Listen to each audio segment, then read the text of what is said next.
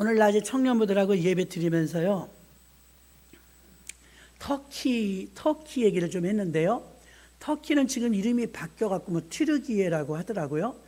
근데 터키를 다녀왔는데도요, 사실은 터키가 사도 바울이 중심 복음을 전했던 곳인데 사실 잘들 몰라요. 그래서 소아시아 7교회 성지순례를 가면 터키를 반드시 가죠. 그러면 터키의 수도가 어디냐? 에베소예요. 에페소. 우리가 성경에 에베소. 그 에베소가 터키의 수도예요. 터키의 수도에서 무슨 일이 있었느냐? 저는 여기를 가보지 못했는데요. 풍요와 다신의 상징인 아테미우스. 이 아테미우스의 이 상이 이렇게 있으면요, 쭈쭈가 9개인가 12개인가 막 이래요. 아기를 많이 낳고 싶은 다산, 그리고 자연에 있는 그 풍요로움. 그러니까 우리가 바알과 아세라를 숭배할 때, 아니 도대체 하나님만 믿으면 되지 왜 바알과 아세라를 섬기나? 이렇게 생각이 드는데, 사람들은 귀가 얇아요. 그래서 자기가 농사를 짓고 있으면 농사가 잘 되었으면 좋겠거든요. 그런데 바알은 농사의 신이에요. 농사의 신. 이렇게 아세라 같은 경우에는 바알의 부인이에요. 이 신들도 보면 올림푸스 12신이라고 그래갖고 신의 이름들이 있지 않습니까? 그럼 이 신들도 보면 결혼을 했고 자식이 있고 막 이래요. 오늘 아테미가 나오는데, 이 아테미는요, 그 에베소의 큰 상징적이었으며, 여러분이 인터넷에 치면 그리스의 여신, 대표적인 여신 이렇게 나와요. 그리스의 여신. 그러면 에베소는 수도구 도시인데도요, 우상이 그득했었어요. 우상이 그득한 그곳에 선두주자로 뛰고 있는 여신의 이름이 아데미였어요. 에페소에서. 그래서 사도 바울이 복음을 전했던 에베소에서요, 복음이 들어갈 것 같지 않았었어요. 그런데 로마 제국이 당시 육상과 해상으로 활발하게 교통을 잘 정리해줘 갖고 교역의 중심지가 되고, 터키의 수도인 에페소가 막 이 도시가 잘 되는 도시였습니다. 그래서 다산과 풍요의 여신으로 숭배했던 아르테미스, 바로 아데미 여신을 신전을 만들었는데, 그 가보면 이제 신전을 이렇게 들려보기도 하고 하죠. 길이가 130m, 폭이 67m, 높이가 18m.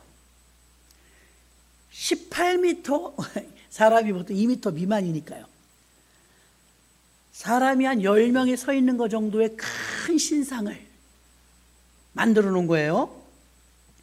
그리고 127개나 되는 대리석 기둥으로 깎아서 만들었어요. 굉장히 힘들었을 것 같아요. 그렇게 만들어서 에페소에 딱 버티고 있는 아데미 신전이 있었습니다. 유명한 신전입니다. 이 우상숭배와 에페소에는 다른 거 들어오지 못할 정도로 아데미 신전이 떡 자리 잡고 있는 그곳에 바울이 전도하러 간 겁니다. 계란으로 바위 치는 것 같지 않았겠어요? 누가 그거 받아들이겠어요? 안 받아들이지. 전도의 열정이 뜨거웠던 사도 바울은 그곳에서 3년을 전도해요. 3년. 그리고 그 열매가 드디어 꽃을 피웁니다. 에베소 교회가 세워졌기 때문이죠. 거기 교회가 세워질 것이라고는 아무도 상상 못해요. 워낙에 이 아데미 신이 장악하던 도시였기 때문에. 사도 바울은요, 자기가 하는 모든 일을요, 에페소 지역의 환경이나 조건을 봤을 때는 한 발짝도 움직일 수 없는 악조건이었어요. 복음을 증거하기엔 악조건이었어요.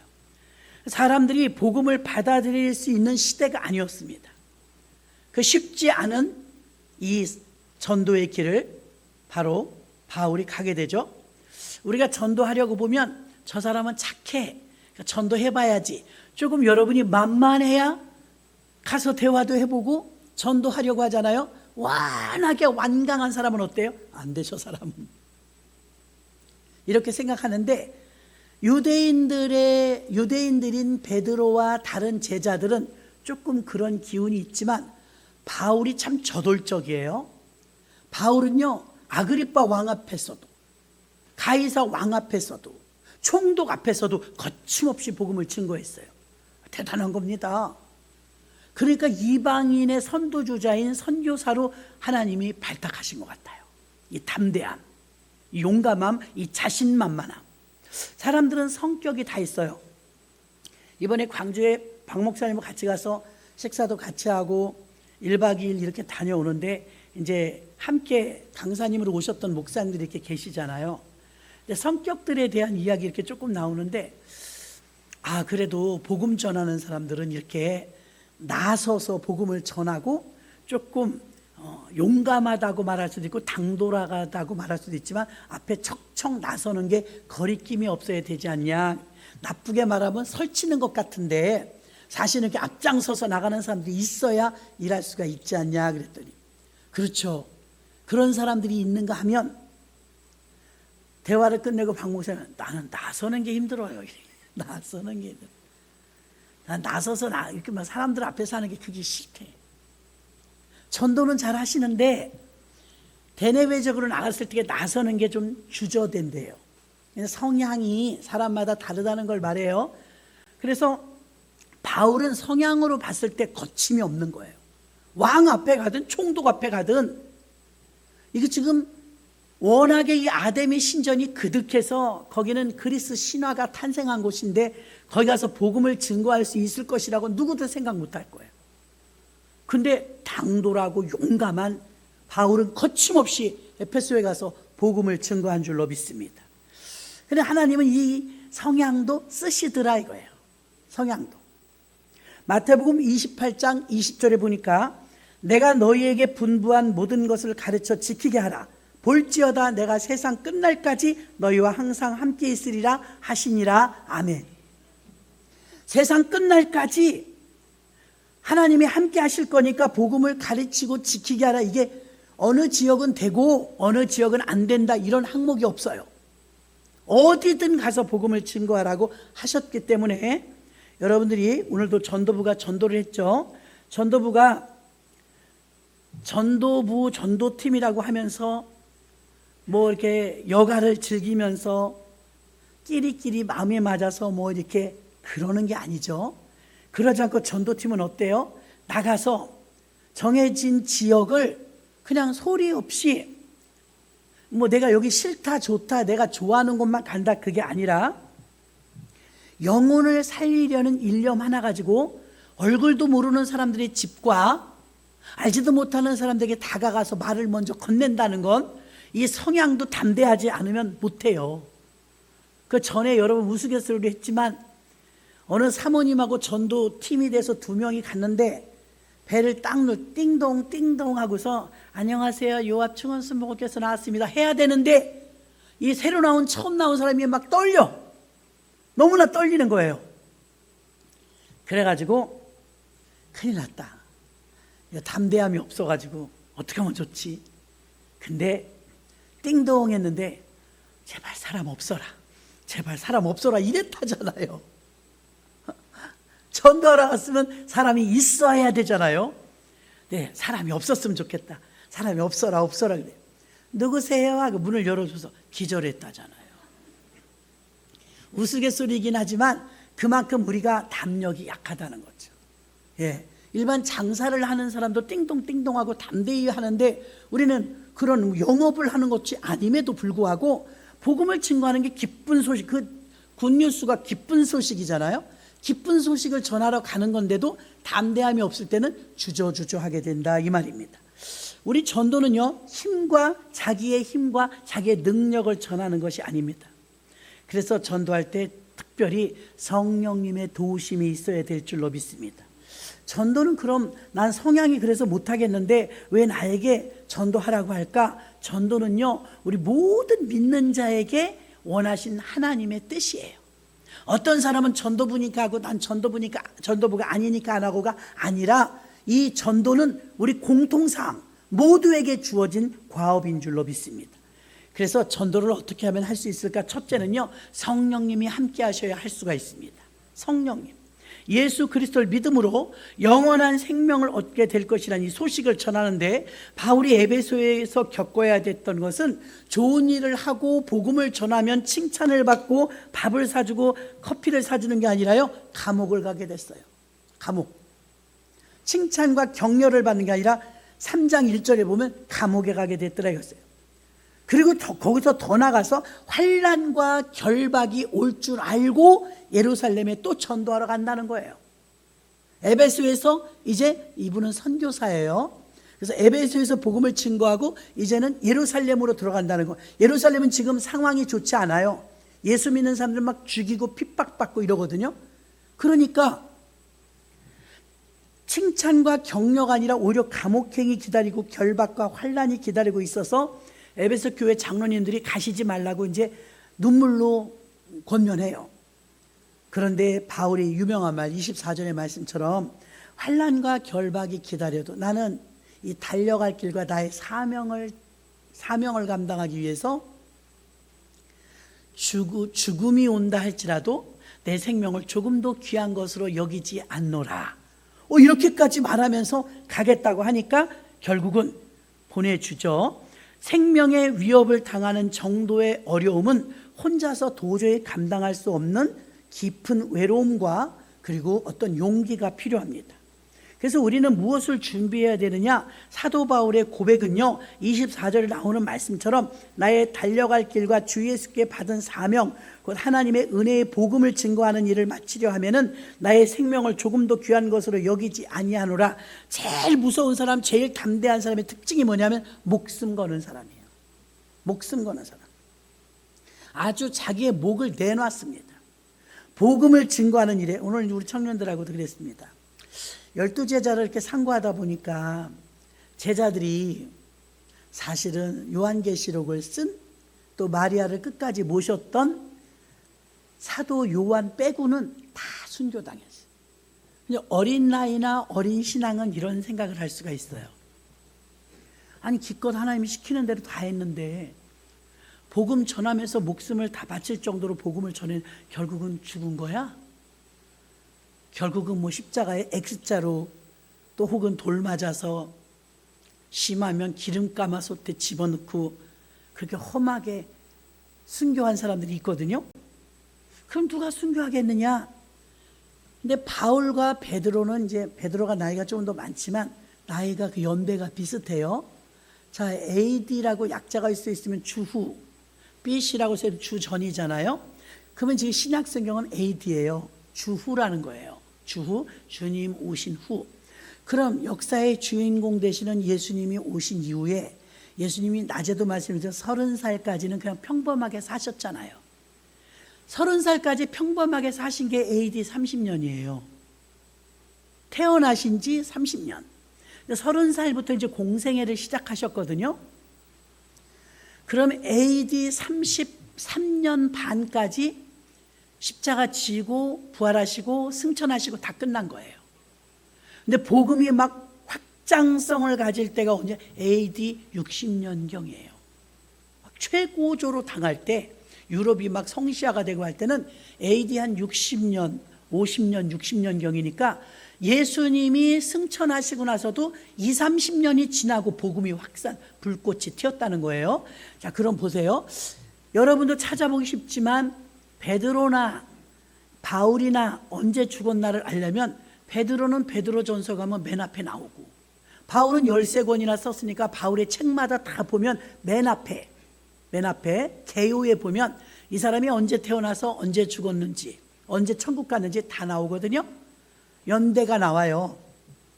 근데 바울 같은 경우에는 이제 그가 순교할 때가 AD 63년에서 64년이에요. 자, 그럼 보세요. AD 63년에서 64년이면 나이가 60이 넘은 거예요. 그죠? 그럼 지금 우리나라의 평균 연령은 83세래요. 평균. 100세까지 사는 분도 있고 70세까지 사는 분도 있지만 평균 우리나라가 이게 높아져 갖고 83세라고 해요. 장수하죠. 근데 제가 갔다 왔던 몽골은 평균 연령이 60대래요. 60대. 이게 날씨가 지금 거기 영하 30도를 하더라고요. 아이고. 숨을 직접 쉬면 안 돼요. 뭔가 맞고 세야 돼요. 그런데 그 나라는 가니까 노화가 빨라요. 거칠어서 날씨가 너무 추워서 그런지 60이 넘으면 이제 가실 준비를 해야 돼요. 우리 80 넘고 90 넘은 거랑 똑같은 거예요. 여러분들 중에서도 가면 여러분 나이보다 20년에서 15년은 젊게 봐요. 우리나라가 그만큼 환경이 좋은 거죠. 고우셔요. 60대 70대도. 근데 몽골 같은 데는 우리나라가 좀 예전에는 저희 아버지도 63인가 그때쯤 돌아가셨거든요. 기절할 만큼 놀라지 않았어요. 그냥 편안히 보내드렸어요. 왜 그랬느냐? 그땐 거의 다 그랬어요. 60 넘으시면 돌아가시는 분이 제법 많았다고요. 지금 생각하면 기가 막혀요. 지금 여러분 60 얼마나 청춘이에요. 근데 이게 이제 연령대가 보니까 2000년 전엔 어땠겠냐 이거예요. 2000년 전에는 60까지 살면 장수하는 거예요. 예? 장수. 그러면 AD 63년에 돌아가셨다 그러면은 63살, 64살 그래요. 자, 우리가 살다 보면 병도 들고 아프기도 하잖아요. 암 걸리는 사람, 사고 있는 사람, 시름시름 앓는 사람, 나이가 들면 그래요. 근데 우리 교회 오셨던 임이스마엘 선교사님의 말을 빌리면 그 선교사님은 아들만 둘인데 아들 둘이 다 선교사로 나가 있어요. 청년 선교사로. 정말 몸이 너무 아플 때가 있었대요. 살다 보면 아플 때도 있잖아요. 아직 젊으신데도. 그래서 아들에게 전화가 왔길래 이제 기도해달라고 그런 거죠. 아들아, 아빠가 지금 많이 아파. 왜요? 그러게. 탈진이 왔는지 영 회복이 안 되네. 아빠가 너무 아파서 기도 좀 해달라고. 그럼 아들이 대부분 병원은 가셨어요? 제가 돈 보내드릴게요. 이렇게 나와야 되는 거잖아요. 대부분 그렇지 않나요? 병원 가보셨어요? 원인이 뭐래요? 아니 제가 모시고 갈까요? 이래야 되잖아요. 근데 이 아들이 듣는데 섭섭하더래요. 아빠, 기운 조금이라도 있을 때 빨리 비행기 타세요. 왜? 그럼 힘이 없어. 그랬더니 아니 그러면 병사하실 겁니까? 아들이 아빠 한국에서 돌아가시면 병사예요. 빨리 비행기 타세요. 비행기 탈 힘만 있으면 비행기 타세요. 나오셔야 순교입니다. 이런 거야 아들이. 그러니까는 말은 맞는데 섭섭하더래요. 자식인데 아니 나와서 죽으라는 거잖아요. 한국 말고. 제가 왜 이 말을 하냐면 아까 안드로포스는 위를 보는 사람이라고 했잖아요. 우리 모두인 줄로 믿습니다. 위를 바라보고 살아야지 땅만 보고 살면 안 돼요. 근데 사실은 60대가 되면 자연스럽게 자연사로 그 당시엔 돌아가셨다고요. 근데 천국에서는요, 제일 앞자리, 금자리, 좋은 자리가 순교자 자리래요. 하나님은 순교자를 끔찍이 여기시는 거예요. 그래서 하늘나라에 가면 순교자가 최고로 쳐주는데 맨 앞서기고, 여러분도 기회가 있어요. 순교는 못할지라도 두 번째 자리가 전도자의 자리래요. 와, 전도자. 그 하나님은 찬양하시는 분들은요, 찬양을 사명감 가지고 하셔야 되는 게 뭐냐면, 하늘나라에서는요, 천국과 지옥을 막 이렇게 횡단하시는 분들도 있잖아. 은사 받아서요. 하나님의 꽃꽂이를 그렇게 기뻐하신다잖아요. 하나님 꽃꽂이를, 강단 꽃꽂이 이렇게 올리시잖아요. 하나님은 그렇게 기쁘게 받으시고, 이 꽃꽂이 하시는 분들한테 물으니까, 우리 이렇게 보편적으로 지금 이렇게 해놨지만요, 꽃도 머리가 있다고요. 얼굴이 있다고. 꽃 얼굴이 다 있잖아요. 근데 성전 꽃꽂이는 일반 꽃꽂이와 좀 달라요. 꽃은 똑같은 꽃이지만 일반 꽃꽂이는 이렇게 방향이 이래요. 은행에 가도 회장님 자리에 가도 꽃 머리가 이렇게 향했다고요. 근데 성전 꽃꽂이는 위로 향해요. 위로. 이 꽃의 얼굴이 주님께 바라보는 거죠. 그런 방향을 이렇게 염두에 두고 꽃을 늘 꼽으시거든요. 근데 하나님의 꽃꽂이를 그렇게 기쁘게 하신대요. 그 다음에 또 하나는 하나님은 정말 찬양을 기뻐하세요. 아멘. 뭐 기교를 부리면서 우리가 실력은 안 될 때 있어요. 제가 성가대 설 때는요, 저는요 이 목소리가 허스키해 갖고요, 나는 혼자는 조금 하는데 다 같이 하면 좀 그래요. 잘하질 못해요. 그리고 이 피아노 음악 나하고 안 맞아. 그죠? 그러니까 앉아서 신방 가서 예배 드리면 찬양 그냥 제법 하거든요. 근데 피아노 치면 이게 틀리네. 그래갖고 피아노랑 별로 안 치네요. 그 미가 이렇게 쓰는데요, 이게 찬양을 하나님이 얼마나 기뻐하시는지, 제가 얼마나 천대를 받았냐면 집사 때, 그래도 하나님이 찬양 기뻐하신다니까 성가대에 섰어요. 그만 5줄쯤 될 거예요. 쫙 섰는데 이제 부활절이나 이럴 땐 연합성가대가 서요. 연합성가대. 그럼 막 시온 성가대도 오고 임마누엘 성가대도 오고 이렇게 몇 개의 성가대에서 그날 웅장하게 막 송구영신 예배나 이렇게 연합으로 드린 예배 있잖아요. 그때 우리 다 끼는 거예요. 우리 수요일 성가대, 그 수요일 제일 인기 없는 수요일 성가대. 주일날 우리는 아줌마들은 잘 안 썼어요. 그러니까 주일날 우리가 가지도 못해. 꾀꼬리 같은 사람들 주일날 서고 우리는 수요일 수요일날 섰는데, 그래도 연합 성가대 할 때는 우리도 끼었거든요. 근데 내 옆에 임순아 목사님이 있었는데 둘이는 목소리가 안 나오는 거예요. 우리 신방 가서 랄샤라락 이건 잘하는데 찬양이 안 되는 거예요. 거기다가 제일 힘들게 한 분이 누구냐면 성가대 대장 여자분 권사님이 있었어요. 그분이 우리가 바로 뒤에 있는데 알아서들 빠져야지 이러는 거예요. 알아서들 빠지래요. 사람도 많은데 앉을 자리도 없는데 알아서들 빠져. 나한테 그러는 것 같아. 쿡쿡 찌르면서 우리 빠져야 되나 봐. 빠져야 돼. 다 알아서 빠지래. 근데 이제 성령의 하나님께서, 하나님 여기 잘리게 생겼어요. 성가대에서 잘리게 생겼어요. 어떻게 하면 좋죠? 그랬더니 하나님 찬양하래요. 근데 꾀꼬리같이 막 올라가는데 안 올라가는 거예요. 그래서 피스를 들고요, 할렐루야 이거 해야 되잖아요. 이렇게 목소리를 못 내고 입만 뻥긋뻥긋 했었어요. 그래서 저는 온맘 다해서 드린 거예요. 근데 안 나와요. 옆에 사람들이 이게 나오는데 우리는 이제 숫자만 채웠지 목소리가 안 나오는 걸 어떻게 해요? 기도한 목소리들이라서. 그래서 할렐루야 할렐루야 하는데 안타깝더라고요. 그래도 했어요. 그냥 밖에서 이렇게 성도님들이 볼 때는 몰라. 우리가 입만 뻥긋거리는지를 몰라요. 그래서 안타깝지만 목소리가 안 나오는 걸 어떻게 해요? 최선을 다해서 지휘자가 이제 셧다운 딱 이제 표시를 하잖아요. 그러면 내숭 떨면서 앉아요. 한 것처럼 앉으면서 주님 우리의 찬양을 받으세요. 그런 마음으로 찬양을 올렸거든요. 딱 셧다운 할 때 앉는데 성령께서 저 마음에 내가 잘 들었다 그러시는 거예요. 깜짝 놀랐어요. 내가 잘 들었다. 하나님 저는 안 했는데요. 저는 못했어요. 목소리가 안 나와서 죄송해요. 근데 성령 하나님은 또 그러시는 거예요. 내가 잘 들었다. 저 그때 깨달았어요. 복음성가의 그 뜻을. 벙어리가 되어도 찬양하며 가리라. 아멘. 벙어리가 어떻게 찬양해요? 벙어리가 어떻게 찬양해요? 근데 벙어리가 저처럼 뻥긋뻥긋 하겠죠. 근데 하나님 받으셨다는 거예요. 그날 은혜가 더 임하는 거야. 난 목소리도 하나도 못 냈는데 딱 앉았는데 눈물이 콸콸 쏟아지는 거예요.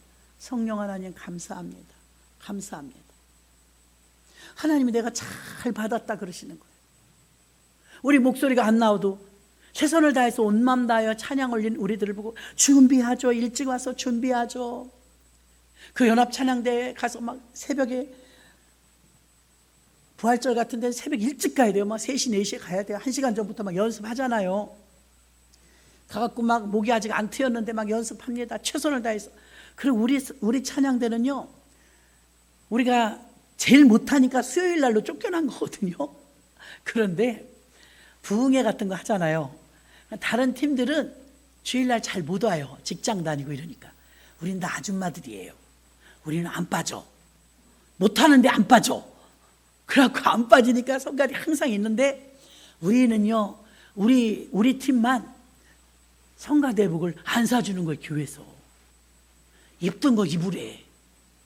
우리 멸시를 받았어요. 다른 팀은 다 사주는데요, 수요일은 그냥 다른 성가대들이 입던 거, 성가대복 많으니까, 인원 많지 않으니까 그거 입으래. 할 수 없이 구석에 있던 거 빨아가지고 우리는 그걸 입었어요. 초록색, 옛날 거, 촌스러운 거.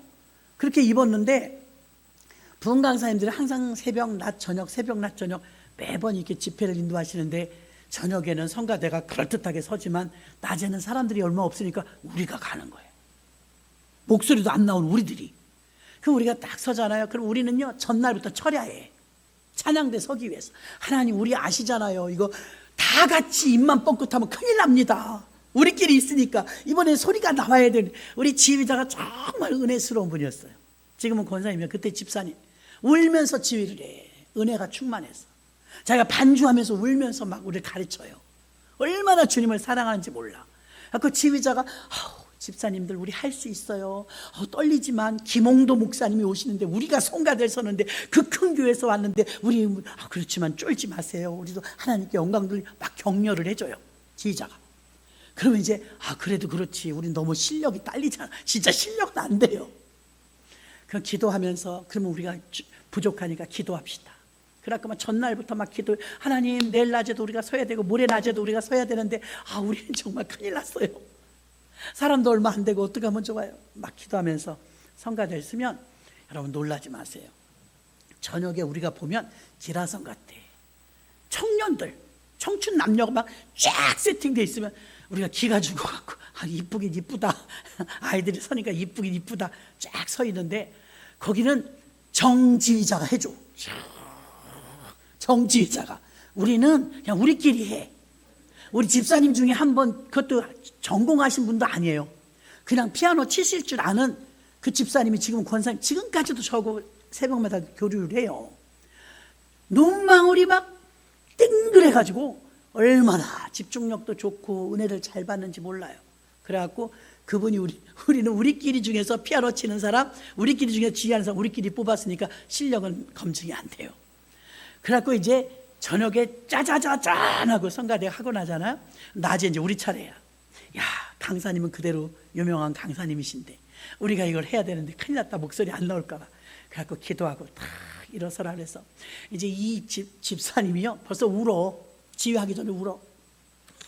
우리 어떡하라고. 자기 울어. 벌써 은혜가 임해갖고 막 지휘자가 그러면, 전문가 그러면 안 되거든요. 근데 비전문가다 보니까 벌써 울어. 은혜가 이러면서 시작하면 우리가 이게 또 전이가 돼. 그럼 우리도 또 이러면서 또 하는 거예요. 이거 성가대가 아니고 이거 비전문가 티가 나요. 그래서 할렐루야 하여튼 우리가 찬양을 하여튼 뭐든 합니다. 그러면 한 번도 안 빠지고요, 그 유명하다는 강사님들이 오시 딱 이럽니다. 야, 나 교회 그렇게 많이 붕해 다녀도요 여기 찬양대처럼 이렇게 은혜스러운 데 처음 봅니다. 야, 우리가 잘못 말하시는 거 아닌가? 우리 실력을 아니까. 찬양대 정말 은혜스럽네요. 너무 잘하시네. 뚝배기 깨지는 소리를 했는데도 우리 항상 탑이었어요. 누가 이 성가대 하자고 그랬냐고. 제가 회장이었거든요. 제가 얼떨결에 손을 들어가지고 나서 너무 나서 그 실력도 없으면서 우리가 하겠다고. 수요일 낮에 성가대 서겠다는 사람이 없더라고요. 그래서 수요일 낮 예배 우리가 서겠다고 해요. 우리가 그 덤태기가 왔는데 너무 실력이 없으니까 막 기도를 얼마나 했나 몰라요. 그랬더니 우리들이 놀라는 거예요. 이상해. 저녁엔 칭찬 한 번도 안 해주시는데 수요일 낮에는 왜, 아니 어떤 분이 오셔도 우리한테 잘한다는 거예요. 너무 은혜스럽다는 거예요. 우리는 그게 은혜야. 너무 이상해서 은혜예요. 이 안에. 그래서 여러분, 주의 일은 기도해야 돼요. 기도해야 돼요. 어떤 일이든 상관이 없어. 기도해야 돼요. 그래서 전도할 때 최고로 우리가 희망하며 원하는 게 있다면, 감옥을 가게 되든 환난과 핍박이 오게 되든 사도 바울은 이게 한번 꽂혀가지고 달려갈 길을 간다는 이 중심이 바뀐 적이 없어요. 우선순위가 바뀐 적이 없어요. 주님의 복음 증거하는 일이 1순위. 자기가 천막을 기어가며 돈을 벌어 먹어가면서도 복음을 전하는데, 그래도 복음 전하는 일이 1순위. 복음 전하기 위해서 돈을 버는 거예요. 바울은 자기가 좀 좋은 집을 살려고 돈 버는 게 아니었어요. 왜 돈을 벌었느냐? 아니 지금 선교비가 없으니까. 초창기에는 천막 깁는 일을 했단 말이에요. 그 직업을 가진 이유는 천한 일이지만 그 일을 할 때 돈이 들어오잖아요. 그 들어오는 돈으로 전도를 하고 다녔단 말입니다. 그런데 이 사람의 기본 방침은 뭐예요? 복음 전하는 일이 우선순위, 그 다음에 나머지는 다 왜 돈을 벌어야 되고 왜 밥을 먹어야 되느냐? 복음 전하려고. 이렇게 귀결된 것입니다. 목숨을 내놓고 전도했어요. 그때 우리에게 가장 큰 힘이 되는 것은요, 바로 성령님인 줄 믿습니다. 성령님이 함께 하셔야 전도할 수 있어요. 또 성령님과 함께 하지만 그게 곧 하나님의 일이었다, 이 말입니다. 두 번째는 전도는 내가 하는데, 내가 해도 하나님 일, 성령님이 하셔도 하나님 일, 결국은 달려갈 길을 다 가면서 하는 게 하나님 일인 줄로 믿습니다. 전도 사역을 하면서 바울이 감옥에도 가고 결박과 환난이 기다리기도 하고 복음을 전해야 될 때 자기 삶을 드려야 되는 이런 엄청난 일들이 많이 있었지만, 그럼에도 불구하고 생명력 있는 복음을 증거하는 일을, 예수가 증거되는 일을 마치려 하면은 조금도 그것을 아깝다 여기지 않았습니다. 자, 새로운 생활 양식 속에 그 터키라는 지역에 가서 복음을 증거할 때 사도 바울은 그 안에서 그 문화와 충돌이 일어납니다. 기독교 문화가 아니니까요. 우상숭배의 문화와 충돌이 일어나는데, 그때도 사도 바울은 자신의 생활의 모범적인 생활 방식을 통해서 그리스도인으로서 그리스도를 전했어요. 사람들이 여러분과 교류하면서 예수를 믿게 되는데, 저희가 전도를 나가보면 제일 많이 듣는 소리가 나 예수 믿는 사람 꼴보기 싫어서 안 나갈래요. 이거 많아요. 아직도. 우리 친척이요, 예수 얼마나 잘 믿나 몰라요. 장로래요, 장로. 근데요, 집안에서는 온갖 나쁜 짓 해요. 그래서 나 안 다니려고요. 또 어떤 사람은 우리 집주인이요, 권사래요, 권사. 그런데요, 전기세, 수도세 나눌 때 보면 자기가 제일 쬐끔 내요. 그래서 얄며갖고요, 나는 교회 안 다닐래요. 이런 유치한 이야기부터 시작해서 먼저 믿은 사람들의 생활 규범을 보고 간음하는 경우가 많아요. 이게 우리 그리스도인들의 숙제죠. 그래서 사회 봉사를 하든 헌신을 하든 사랑과 기쁨과 평화와 인내와 친절과 성실과 희망과 단순함과 정직함과 긍휼에 굶주린 세상에 눈을 크게 뜨고 모범적인 사람이 나타나면 지켜본다 이거예요. 지켜본다. 바울은 생활 양식으로 모범을 보였대요. 언제나 어디서나 사도다웠어요. 사도 바울은 사도다웠다고. 예수님 다음 가는 사람 아니에요?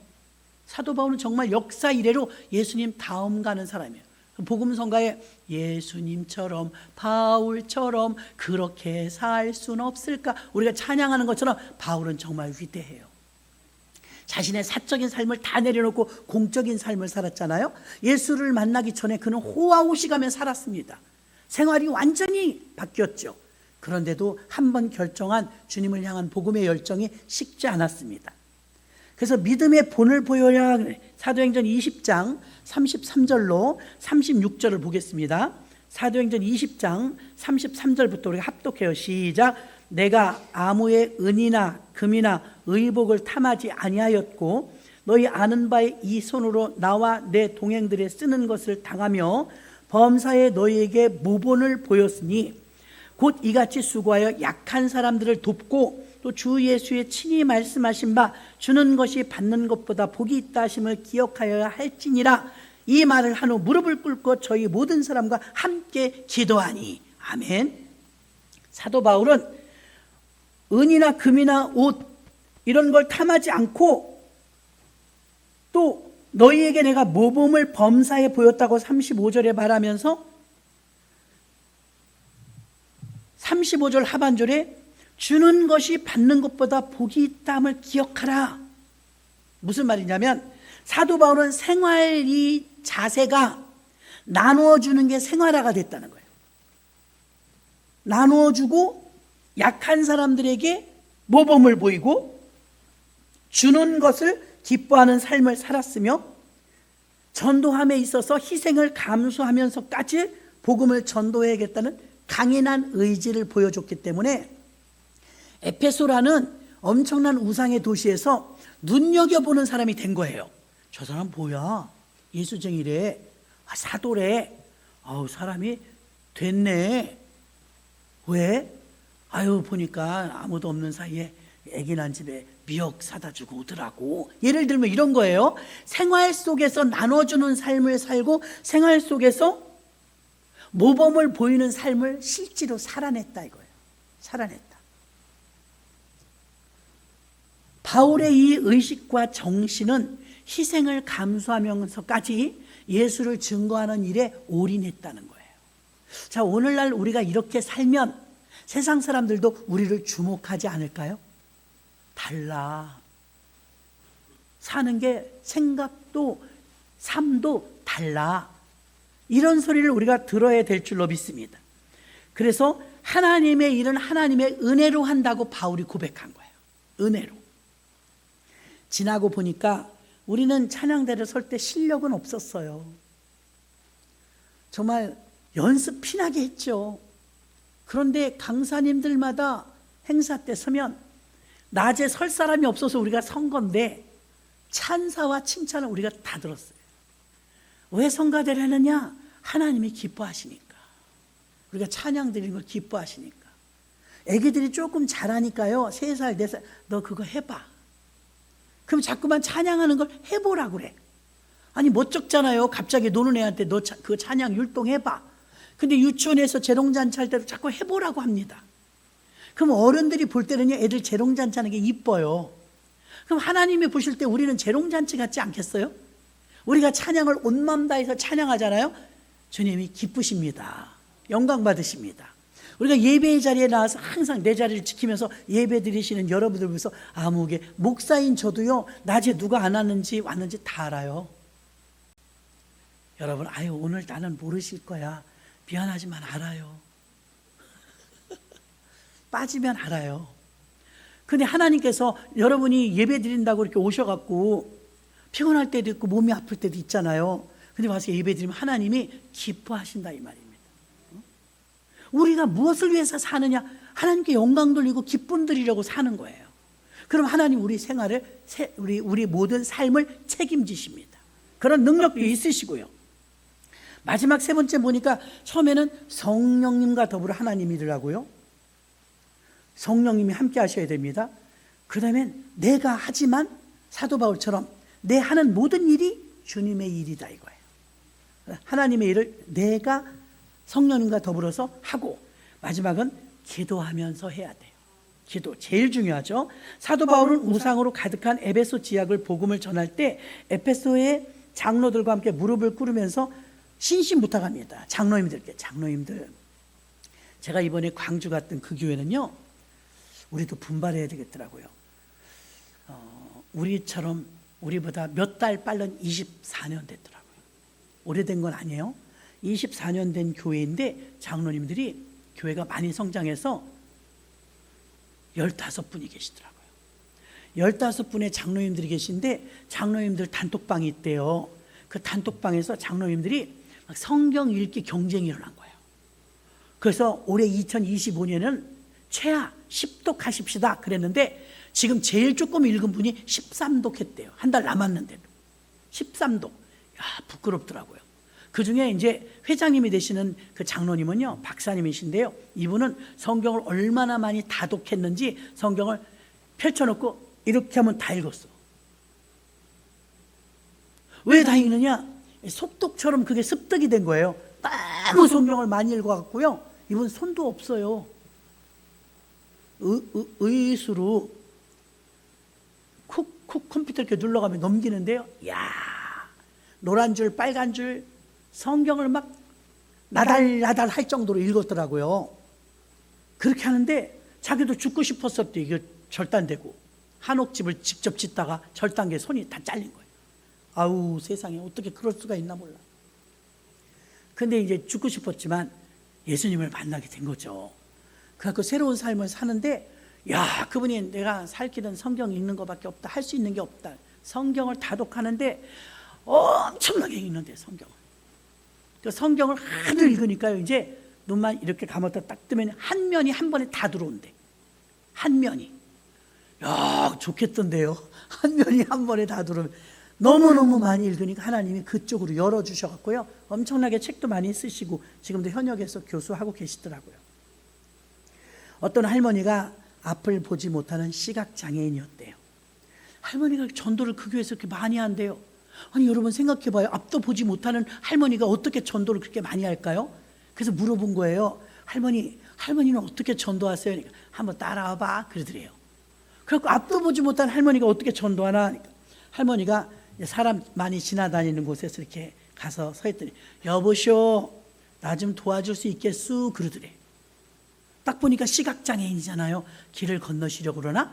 뭐 좀 도와달라고 그러나 보다. 그러니까 할머니 뭐 도와드릴까요?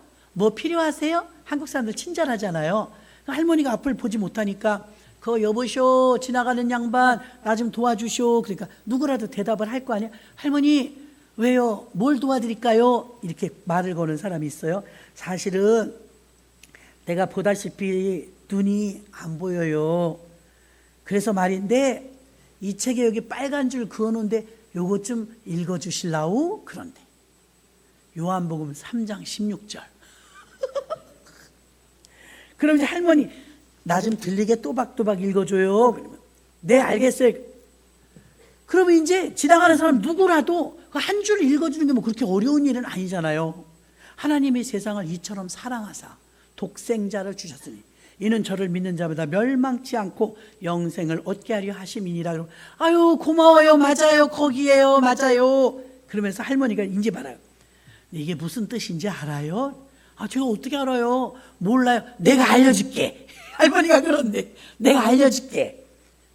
그러면서 하나님께서 우리를 사랑하셔서 죄 없는 독생자를 보내셨다는 거잖아. 그 예수님이 우리 죄를 대신하시니까 우리 죄를 용서해 주셔서 우리가 새로 영생을 얻는다는 거야. 짧게. 근데 할머니가 앞을 보지 못한 할머니가 그냥 식사하시고 나면 길거리로 나간다는 거예요. 나가서 전도를 이렇게 하는데 여보시오 대사도 짧아요 여러분. 성탄절에 한번 대사로 만들어서 연극을 해봐요. 여보시오 나 좀 도와주시오. 할머니 뭐 필요하세요? 뭐 도와드릴까요? 아유 내가 앞이 안 보이잖아. 여기 좀 읽어줘. 빨간 줄 친 것만 읽어줘. 딱 거기 쳐놓은 거예요. 빨간 줄. 하나님이 세상을 이처럼 아니 좀 더 크게 또박또박 읽어줘. 아유 고마워요. 고마워. 당신이 지금 읽은 그게 무슨 뜻인지 아슈? 몰라요. 이리 와봐. 하나님이 우리를 사랑한다잖아. 그래서 아들 예수를 보냈대. 너무 잘하는 얘기잖아요. 우린요. 그 눈이 땡그랗고 듣는데 그러니까 예수 믿어야 구원받는 거야. 젊은이 나는 앞도 못 보는데 예수 믿고 구원 얻었는데 젊은이도 예수 믿고 구원 얻어. 가까운 교회 나가요. 이렇게 해서 그 할머니가 전도를 그렇게 많이 한다는 거예요.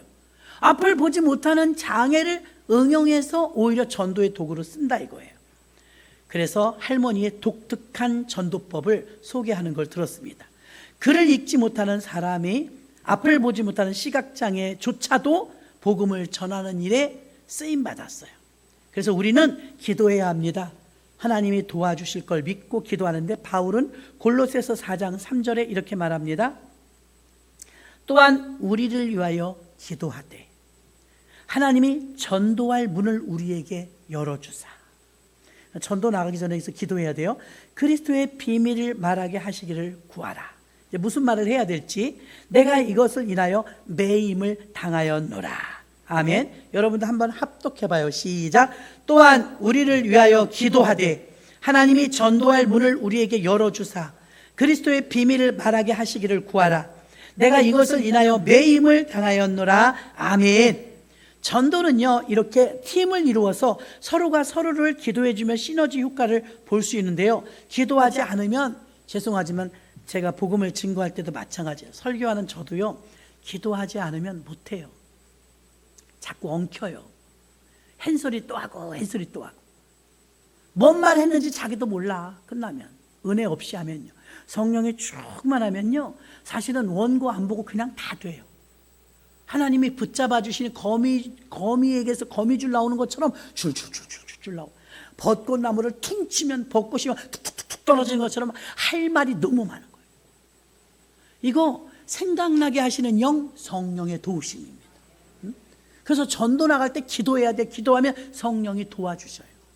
무슨 말을 해야 될지 알게 해주세요.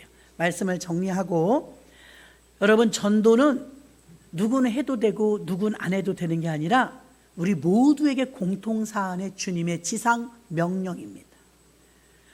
매주일 전도를 나간다고 해도 새로운 분들이 접근을 안 하셔요. 새로운 분들도 전도해야죠. 안 하시던 분도 전도해야죠. 하는 분만 하십니까?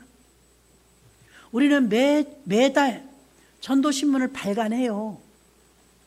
저 몇 분 되지 않는 분이 그 2,000부를 한 달에 다 돌려요. 그 여러분, 뭐 돌린다고 되나? 예, 돌린다고 안 될 수도 있어요. 물티슈 들고 나가고 마스크 들고 나가고 전도 물품을 들고 나가도 성과가 없을 때 있어요. 근데 꼿꼿이 하는 것처럼요, 우리는 주님께 하는 거예요. 아멘? 주님께, 하나님, 우리가 우리 교회 이름을 걸고 전도하고 있어요.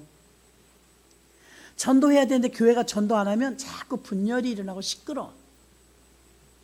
가능하면 여러분들도 매주 못할지라도 돌아가면서라도 나도 그럼 한번 해볼까? 한번 갖다 붙잡히면 큰일 나. 매주 불러. 이럴까봐 못 오신다면 해보지도 못하는 거예요. 붙잡히는 게 아니고 주님께 붙잡히십시오. 주님께.